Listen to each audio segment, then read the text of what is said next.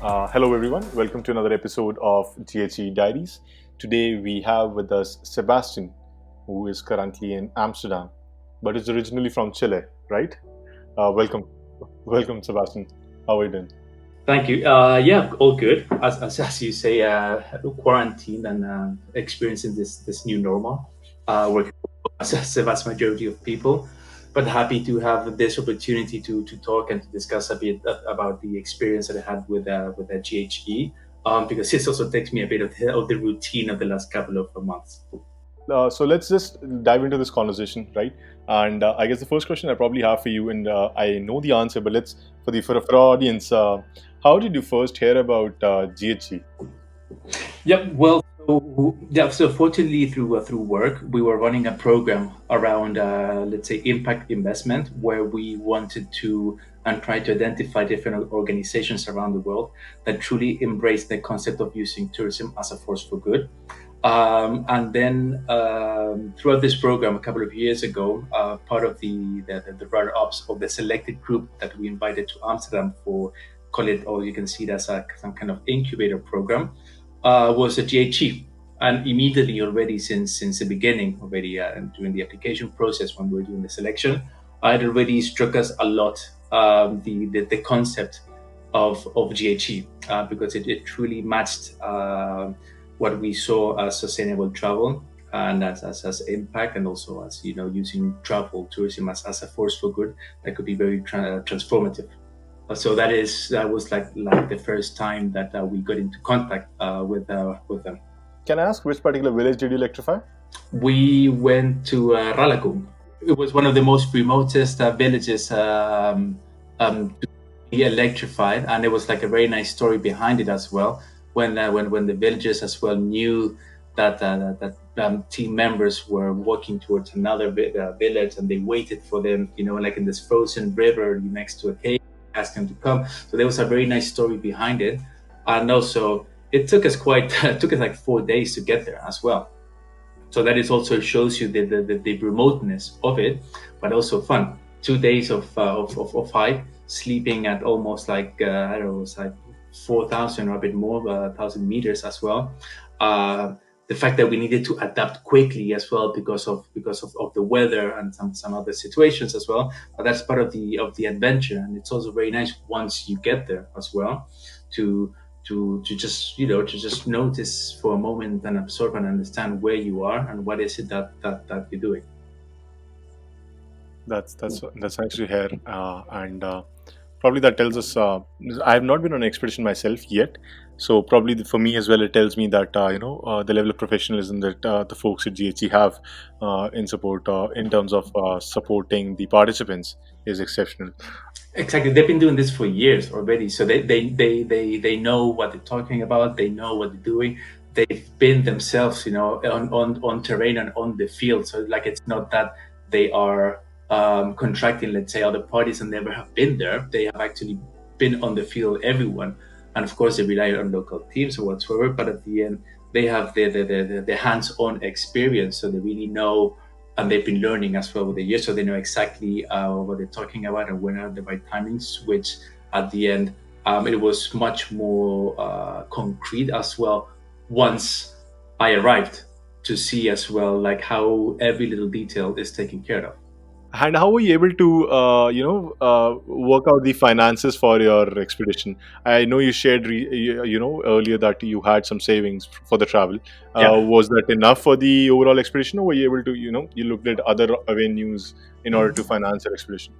Yeah, well, I did so I at the end I had some savings, and also yeah, and just like part of the like bit of the holiday budget. So yeah, I didn't finance it by myself. I was lucky on that sense to be able to do that. But I did contemplate and look into the crowdfunding, and just like ask around to see if people wanted to chip in. But then at the end, just because of timings, and because I was like traveling a lot as well, I really didn't have the time, the space in that moment to explore that possibility and to be actively on top of it. Um, So I was lucky, because if that wouldn't been the case, I would have definitely like explored that possibility of crowdfunding, to at least finance part of it, because be that at the end there's always, friends, families, and fools that will be willing to contribute in a way, because also it's easy, because at the end part of the costs of the trip go to finance as well the equipment that is going to be left behind as well in the communities. So at the end, of course, I don't say like, hey, pay for me for my flight ticket, but at the end, if there is a part of that cost, that you can share among these friends, families, or fools, for the equipment, then it is a way as well to make other people's around you part of this experience, or part of and make them feel part of that they can also contribute. Very true. So all in a nutshell, you were able to, since you were traveling a lot, you were able to just, use your savings for this particular expedition this time. Yeah, yeah, and then as well, and then when it came to also to the investment as well of certain, let's say, equipment, it's stuff that I still use today as well. So also I saw it, as an investment. So like I still use the same, jacket, or rain jacket, the same shoes, so I still use the same stuff as well. So at that moment it maybe seem like a lot, but at the end, in my personal case, I see it as an investment, and stuff that I continue using. That's something, I guess a lot of people would be able to relate to that. At times we have to, shell out money on a particular set of things for a particular experience or a particular trip. Exactly, or you can always borrow stuff from friends, family, so you can always buy stuff, second handed. So it also depends. So indeed, it's the normal feeling sometimes, that maybe you feel like, oh man, it's a lot of money at the beginning, but at the end, it's, of course, because it's just like one thing after the other. But it's, you're paying for holidays, you're doing, like good as well. And you can just see this as an investment. So at the end, you can always find ways to finance it, find ways of not spending the money, or just find some support. That sounds awesome. And I guess this gives our viewers, probably the next potential participants in an expedition, a couple of choices to either buy the stuff that they need for the expedition, or probably, source it from your friends and family, if you feel that you really don't want to spend it. But given your example, even if you choose to, buy it for yourself, things will probably, turn out your way and be useful in the future as well. So as you said, an investment not gone in vain. And how did this work out for you, Sebastian? I mean, the go with the flow theory, now that you've you followed it for the expedition, how did it go for you? It went very well. It went very well, definitely, because as well. First of all, once you arrive, like once you like arrive in the net, it's amazing. Just like it already starts with the approach from the airplane. It's just already breathtaking. Once you're over there. So already starting with that, you really just like start feeling this energy, and then this connection, this excitement that starts building up. Then the other thing that helps a lot is that every little detail is well taken care of. So at the end, in a way, I can say that I'm going with the flow, but also the flow is in a way conditioned, thanks to the logistics that have already been prepared, arranged, and thought by GHE. So I could just focus on enjoying, and not on small things. So from the pickup, to the hotel, to the food, rest times, all those as well, the different activities as they were like already thought, allowed me to just enjoy it, because there were no worries in my head. So just you can put yourself in the hands of the team, with total trust and confidence. And as well, the selection process of the participants, is quite thorough as well. So you immediately kind of start, of course, your jet lag. You just like a bit of lack of oxygen in your head in the first couple of hours.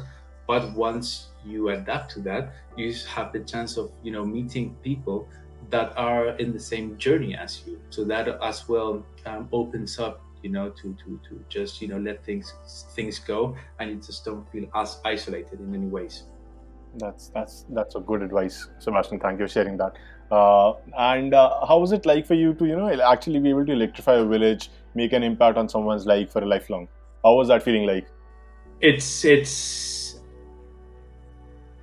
well, I don't know much. I'm not an engineer, and I don't know much about this. So it's first of all, it's very interesting to see like how um, simple the technology is, and that is already like a starting point to just see like how simple it can be.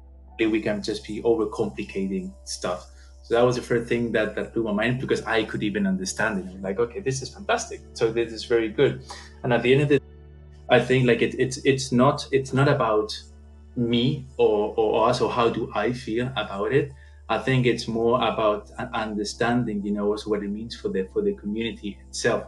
Because that's the thing. This trip, even though I've been talking about experience, purpose, and this and that, but at the end of the day, in the trip itself, like this is not about me is just to see if I could just try to contribute in any ways as possible to the community and it's quite impactful as well to see as well like what it means and like and how it really transforms their lives and the fact that then you're just installing and working together with each one of the households to see where to install the light bulbs and when the moment of this the solemn moment comes when you turn on the lights in the middle of the night. That is quite impressive because we were there the night before where everything was pitch Dark. Yeah. and then you see this and then the next day you see the change and you just see like how the families are so happy to the fact that they can see their faces when they're having dinner at night or so they can have light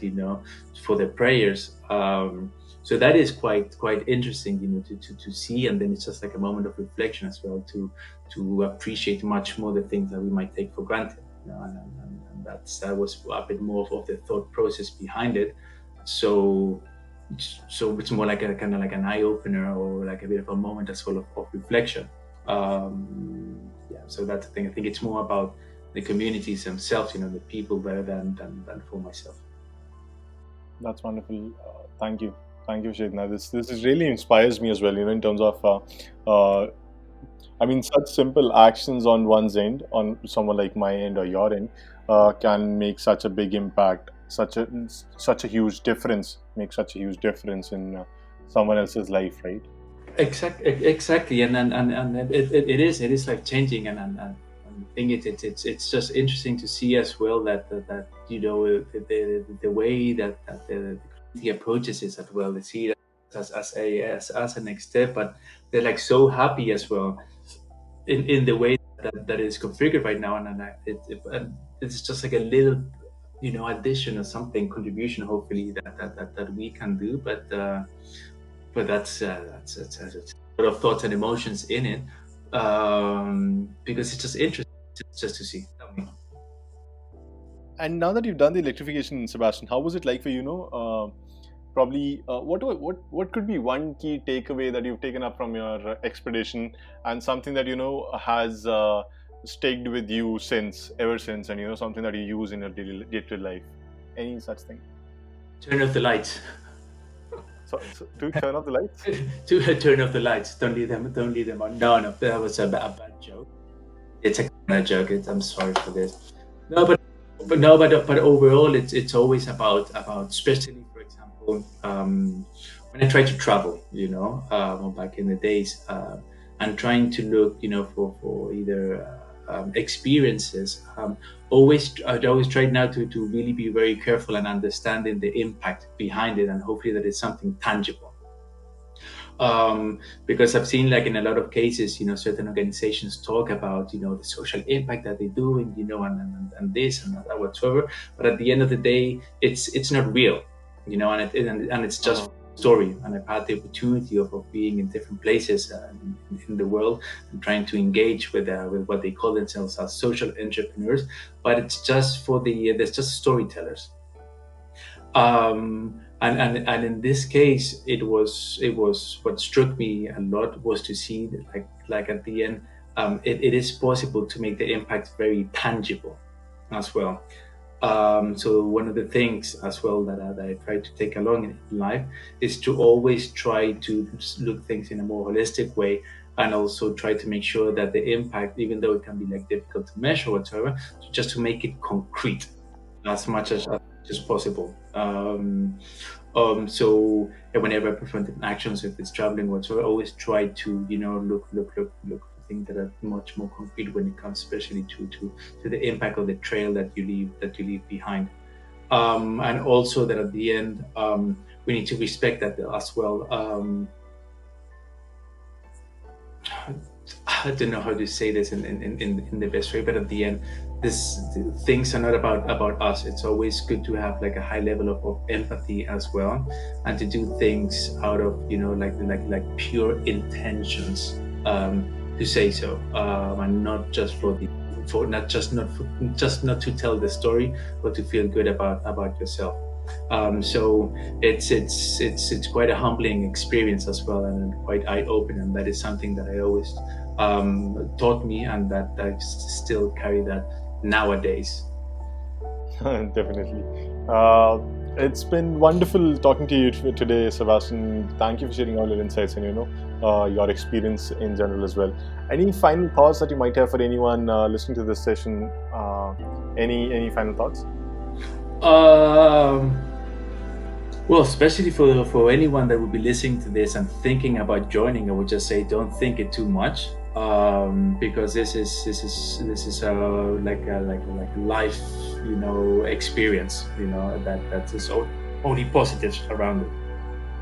And for all those that have already joined and are part of the alumni, I think it's just always good to keep in contact, and find ways to take all these personal learnings that we might have had, to apply them in our day-to-day lives, and see if also we can be part of the change. Great. Thank you for those words, Sebastian. It's been nice talking to you. I hope everyone who's listened to this particular conversation and this particular episode of GHE Diaries has found something really wonderful out of it. I personally learned a lot from you, Sebastian, today. So thank you for that. Thanks for Uh, that, and thank you for the opportunity. we'll talk again soon. Till then, Hopefully, all the have a best. good one. Yeah, thank you very much. Bye bye.